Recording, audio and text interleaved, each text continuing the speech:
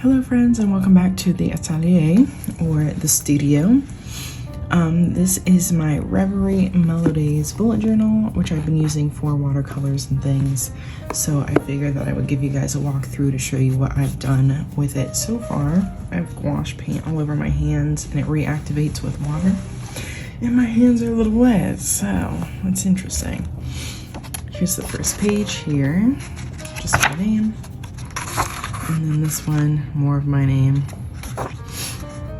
And then here we have my first like double pages. So I might have showed this already. I think I did. I did like a process video. But these I used watercolor markers, which you can see right here, the Winsor & Newton watercolor markers. I've had these since like 2018 and I haven't had to really buy a whole new pack or anything. I've just bought like separate markers that I've needed different colors of, but I've only done that maybe twice. So they last a long time. But what I normally do is I do a bunch of little dots, just enough to where the marker's still wet and I can move it around with the paintbrush, because if you wait too long, then it'll kind of be these dots, kind of like this, which this is intentional, but if you don't want that, it's kind of harder to spread them around. So I do a few dots, spread it around, do a few dots, spread it around, and I really love the watery kind of look, very much watercolor. And then I use gel pen for any details. So you can see a lot of the whites, the rain here, that's all gel pen. So is this, so is the smoke, so is the tree, and the little white flowers. But I'm thinking I'm gonna use this more as a art journal, art study book rather than a bullet journal where I'm writing thoughts and feelings, capturing memories, different things like that. I don't know, I might change my mind, but I did try to add in, which I'll show you here real quick. Like I tried to add some pictures to this page because I have a Polaroid photo printer, which is back there, so I can't really grab it at the moment. And I was gonna put pictures around here, but I don't know. I don't know if it's like the texture that didn't help them stick as much. So I decided to just maybe, like bigger things like this that I can't fit in a Hobonichi Weeks or something, I would maybe just stick in here. But I think I'll maybe use the Hobonichi more for things of that nature. So yeah, so there's that. This is inspired by a fortune cookie. And then this is where I'm just kind of writing out thoughts of what I want to do with my bullet journal, where I want to put things. I'm just kind of like trying this out as a bullet journaling situation, so that was part of the reason why I have this entry here. But I ended up just kind of being like, I don't know. So we'll see what happens. I feel like I'm very much a not like write my thoughts down kind of person when it comes to bullet journaling. I think I'm more so like a memory keeper, capturer, and just like putting the random art in there. So I think having this just for art will make sense. I thought about having this for my tarot cards too. So you can see like I did my 2024 cards of the year, which I actually, you'll see in the spread after this, I found this little ritual that I wanted to try out and have been trying out, but I've been kind of failing so far because I did like the few days and then I just kind of forgot because life got busy. And that's why I don't really do well with like multiple day rituals, because I end up like getting busy, getting tired, forgetting, and then it's just like, oh, well, the days have passed. But I wanted to do something wintry and fun. So we've got the gingerbread men in this little scene up here. Winter scene with the deer watercolor as well. And then this is like the 13 wishes situation. I don't mind showing that. And then this is again where I was kind of doing the little photo spread. But this is me just playing around with the gouache. And this is a nature-y scene where I didn't have the ghost in there at first, and then I added the little ghost in, and I just think it adds. I love the wispiness. I love that it's kind of translucent. So cute. And then we've got this eye, which is kind of like a color study. And that, again, is what I want to use this for, like little studies, little artwork.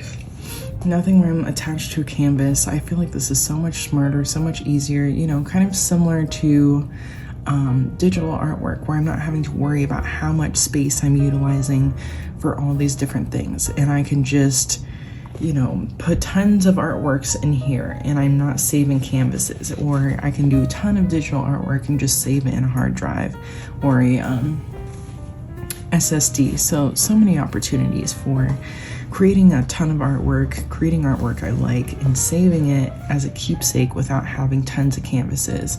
Because I don't think I would ever be that artist that just has tons of canvases. I think eventually I would cover them up, try to sell them, but you know, especially in today's economy, it's a little hard to sell art because what I have to charge for it, not everyone can afford, and that, you know, it makes sense and I understand. So I try to keep it good, keep it simple, and keep it accessible to everyone. So in this way, I can like make prints of this if I wanted to, if someone really wanted that, or even of this eyeball or something. But this is more of like a study inspired by some other artworks that I've seen. I really love the juxtaposition of the darker colors, the blues, and then the warmer colors of the yellows and the greens and the yellow greens and all those different things, and creating those highlights, creating depth and a sense of whimsy just by using different colors. And so this was a really nice like color study of just seeing how we can create balance with two very different schemes, I guess. I mean, green could be a cool color, but here it's presenting as warm. And then this eyeball, I just really love the vibe of using a bunch of swatches of color, making it really loose, not making it super detailed. Although you can see like with the eye and the eyelashes, like it's hard for me to let go of detail and do things that are more painterly, but you know, I'm trying things out, trying out different colors. And something I love about gouache that I'm really finding that I enjoy is the fact that there are many different ways that you can use it, especially jelly gouache, because with these you can water them down or add a little bit of water, and if you do a paint stroke, it goes a lot further than trying to do acrylic. And I feel like I like the matte vibe of it as well, and I think the bright colors, they stay bright. You know, there's a very stark difference between some of these highlights and some of the darker colors. I really like how little goes a long way. I feel like this palette is going to last me forever just because of that. I love how you can stretch a color. I love that the lighter colors can go over top of the darker colors with ease. I feel like with some acrylic paints, you have to paint over top with white or leave those spaces blank and then paint them in with the lighter color. But with gouache, it does not matter. If you like have a couple colors on the actual surface, if you get your paintbrush wet, you can graze over those areas and blend them directly on the surface because it's reactivating the paint. So I love that. Makes it a little interesting and a little finicky, just because like if you have paint on your hands get sweaty, they get wet, then it reactivates the paint on your hands, and so you have to be a little extra cautious, especially with things like this where I'm like touching the pages. Like if my hands were wet and I'm touching this, I might get paint different places. But I also really love the vibrancy, and that's one reason why I got the gouache, because I love my watercolors, but I just feel like, which I got pretty good effects here, and I just used watercolor and a Posca paint marker for the whites. And I did use Prismacolor pencils, actually, for the little gingerbread men and houses. But with watercolor, you kind of have to, and I would say with gouache too, you have to maybe work a little thinner, add more water at first, and then build up on it. And you have to work light to dark with watercolor. But with gouache, you could easily do your darks first, like I did over here, and then layer up with your lights. So with watercolor, you have to be a little bit more mindful about the order of things. With this, I didn't have any issues with that at all, really. It kind of has like a similar vibe to acrylic paint in that sense, but again, different. So that is what I've used. I was thinking about on these pages doing some jellyfish today. I have some designing to do for a mural, but I need to get myself inspired. Because I don't know, I feel like it's daunting sometimes to do work for others, because it's just like I really want to do a good job, I want to do it well, and I want it to be something that they like. But sometimes you get a topic that's a little bit more difficult. Like for me, this is football. I know nothing about football, but we're gonna make it fun, we're gonna make it interesting, so we'll see what we can do.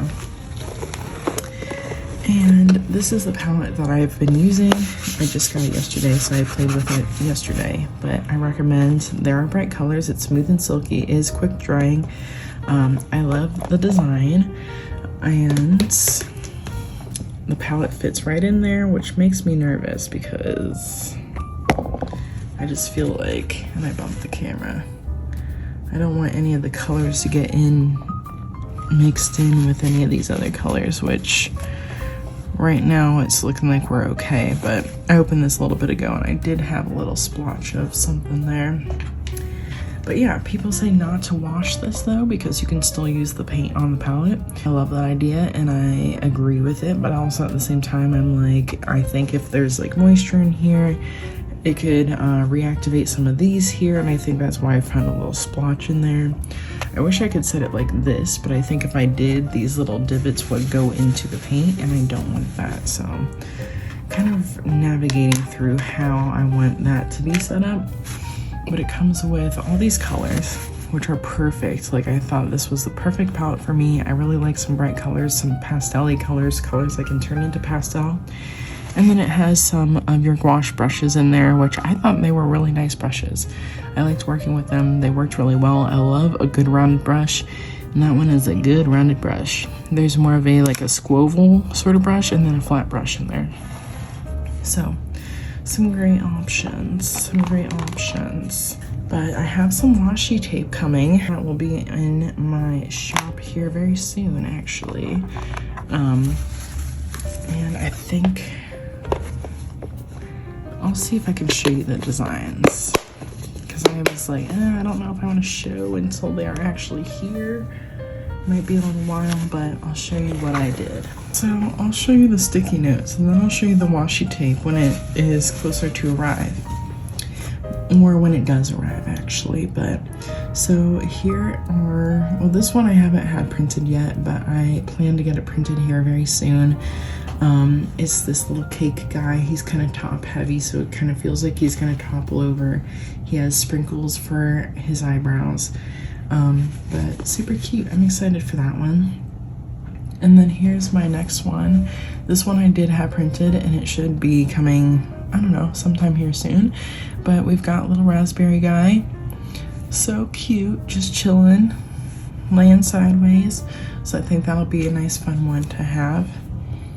And then this is the last one. I don't know, I just really love these cakes, and so I wanted to do one myself.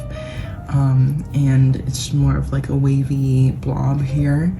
And I think for the actual post-it note, this is maybe a little bit wider slightly, but I wanted to give enough space for you to write, and then, you know, the little cake for decoration. But that's what I've been working on otherwise. I'm super excited to have these in my possession, and then when I get them in the physical, I'll show you what they look like. And once I get them in the physical, I'm gonna take some good pictures, and then I'm gonna list these on my website for pre-order, because then that's when I will do more of a bulk order and get more in so that you guys can have them. And at that time, I'll have Cake Guy for pre-order too, so you can order him along with the other guys if you want. Super stoked. But yeah, thank you for spending time with me in the atelier, or atelier. I cannot talk today, so just give me a break. But until next time.